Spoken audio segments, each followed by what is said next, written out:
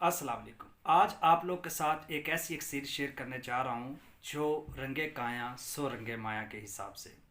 मतलब अगर आप उसको नकरा पे या मिस पे तरा करें तो उसको वो गोल्ड में सोने में तब्दील करती है, और अगर आप उसको मर्दाना ताकत के लिए इस्तेमाल करते हैं तो उसकी 3 से 4 खुराक खाने वाला पैदा नहीं हुआ। ये उन लोगों के लिए बात है जो 70 और 60 की दहाई में थे।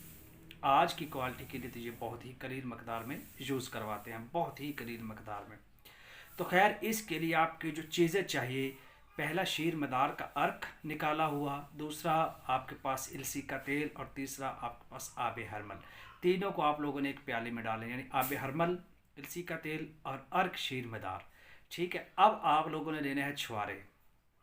छुआरे भी बात ये जहन में रख लें, मादा नहीं नर छुआरा लेना है।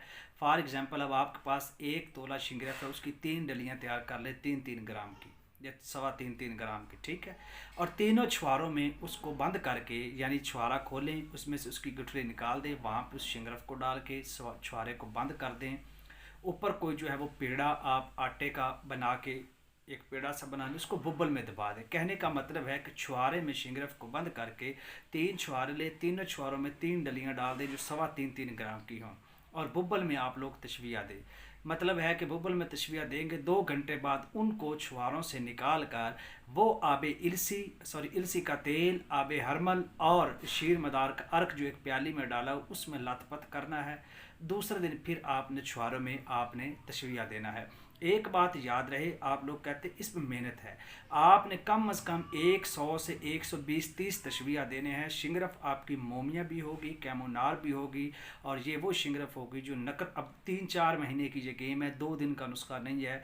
मर्दाना इमराज में तो उसका तोड़ी कोई नहीं, उधर जाएंगे तो ये गोल्ड में कन्वर्ट करेगी, नकरा को भी और मिस को भी।